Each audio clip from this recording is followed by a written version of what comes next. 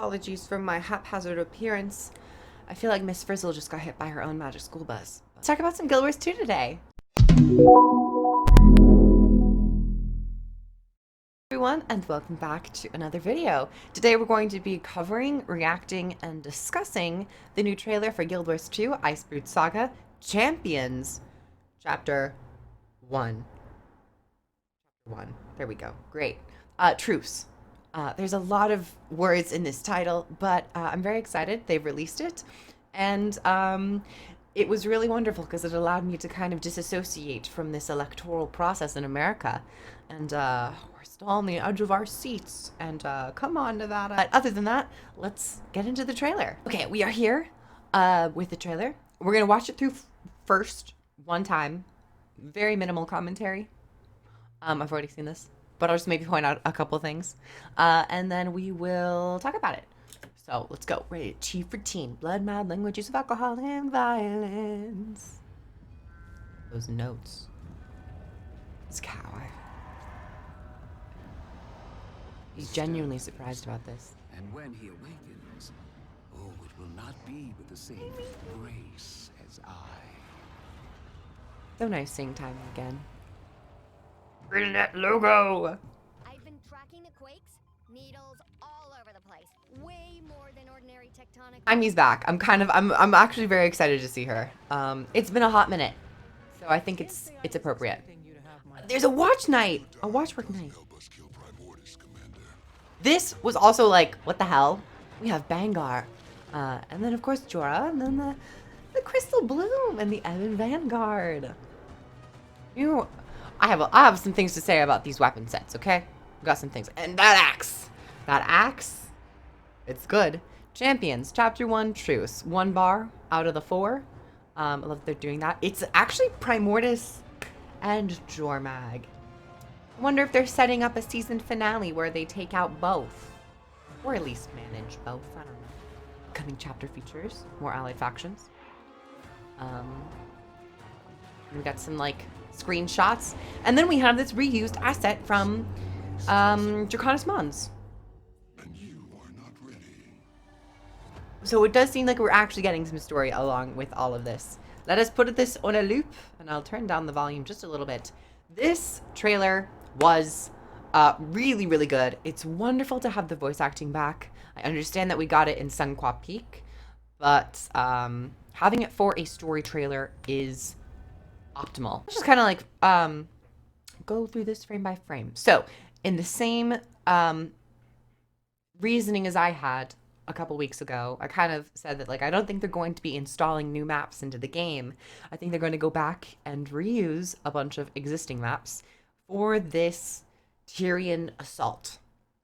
And I was very shocked to see destroyers come out, because Icebrood Saga and Jormag, I was expecting Icebrood, and it was very bold of them for the very first shot to establish Primordus. And I think from a viewer's perspective, it would have actually been a little bit more interesting to have seen Primordus later on in the trailer, to kind of be like, oh, we're not just fighting Jormag, because we never had any prior build up to Primordus. We just had Jormag, so it's kind of like starting the trailer off with Primordus. It's a little jarring, but I also think that Primordus is going to be such a key figure in the background of these last 4 episodes or 4 chapters, that they kind of have to establish him in the very first shots.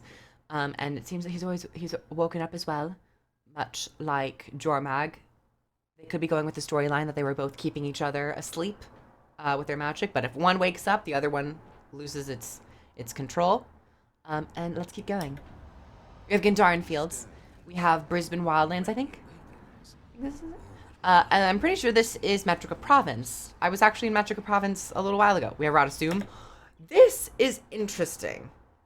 This could be, because it's in Radasum, which is a it's a capital city, and this could be a story beat where we're in Radasum. Is Soja gonna be there? I don't know. So we might have to go through these portals and defend Radasum and maybe defend the Grove if we're like near Brisbane Wildlands. But this could be a story beat. I don't think it's open world. That'd be really interesting if they turned a capital city into sectors where there are fights and you kind of get scaled to that level or brought up to 80. Wonderful logo. And then we get this shot. We have Tiny. And if I go back a little bit, just see, I don't think there are any Asuran that I recognize. There might be someone to the left of her who could be I mean, these all of these Asurans could be key figures, but I don't see like Blish or Goric. One of the two died. I forgot which one, but the other Asura, the male, the non-golem Asura, I don't think he's here. But we have Ritlock and we have Tiny. Tiny has not been a part of Icebrood Saga ever, so this will be really interesting to see her return.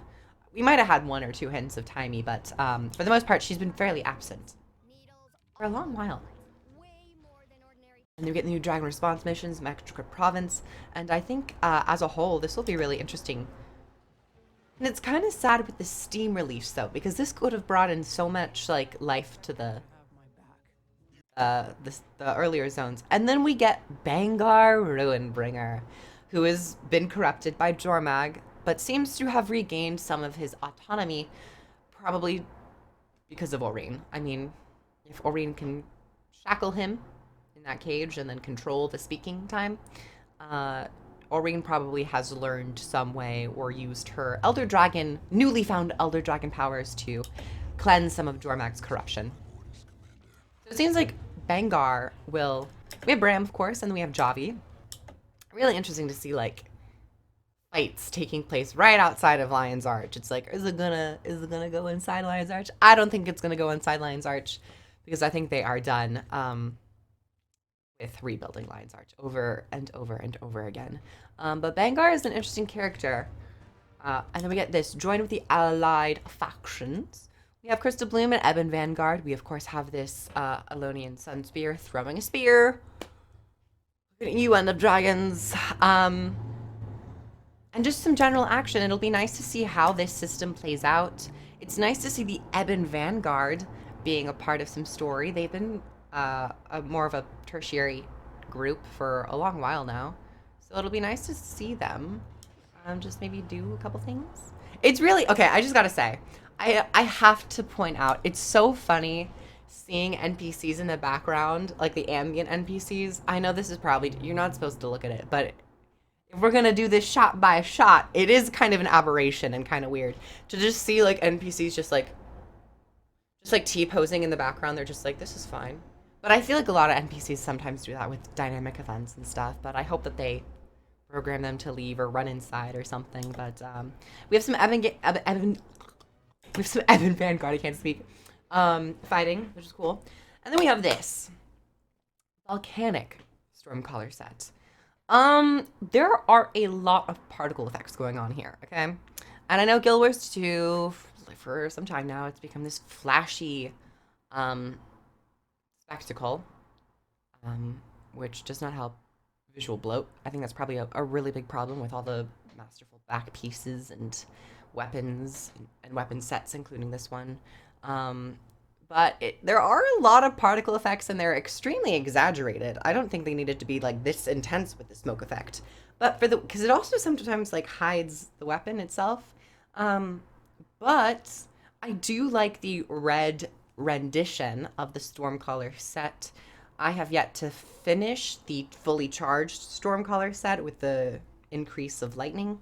But the volcanic set will be interesting. I wonder if it's going...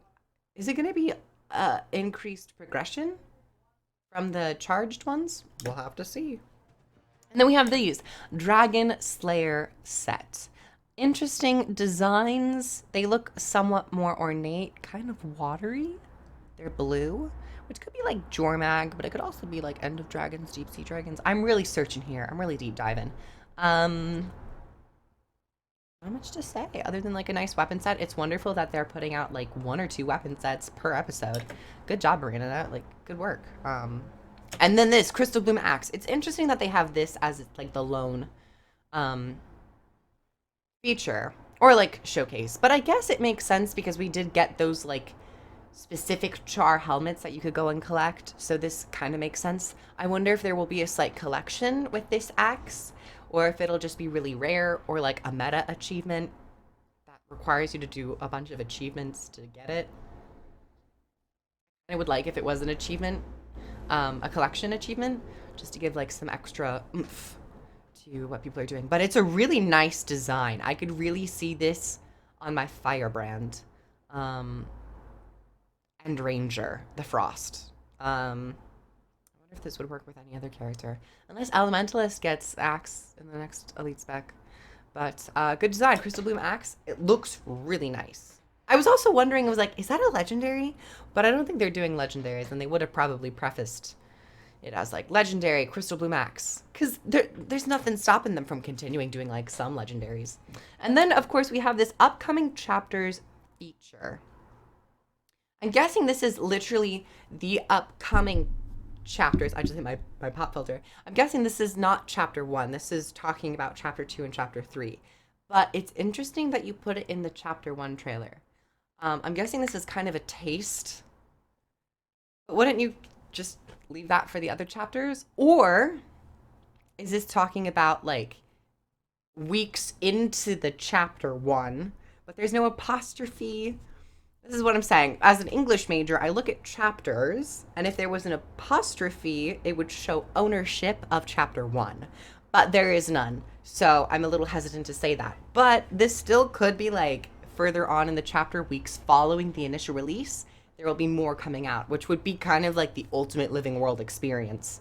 But this is probably just like a hint at what's to come. We have Ogden. Who is this character? Is this supposed to be the player character? That is awful transmog, if I do say so myself. That staff does not match that Priory Norn outfit. But it's okay. It's not bad. I see other dwarves in the background. I thought it was just Ogden, actually. I didn't notice that. So we have Casimir, of course. Wonderful. I want her to go full berserk like she did last time. There are people crying too. I'm guessing that this is in Thunderhead Peak with Ogden. We're going to probably be talking with Ogden if he's managing it, because this is where he was at last we saw him. And it seems like people are crying in the background. And of course, we did get a glimpse that Primordius is probably attacking Thunderhead. And I'm guessing this is Ogden or some other dwarf smashing it with a hammer. There seems to be a dwarf caster in the background as well. And then we get to the Tengu. I mean, honestly, the use of the Tengu and the dwarves, it's all very wonderful in terms of lore. With Primordius being active and Jormag at the same time. It also probably like gives people hope. It's probably not gonna happen, but like gives people hope of like a new race for the expansion, a new playable race. But the Tengu, they're using the Tengu weapons. Let me go back here because it's interesting that they show a shot of Radasum. This is the Arcane Council, and Tiny's there. I don't see Zoja. Which is a little sad. But Timey's here at the Arcane Council.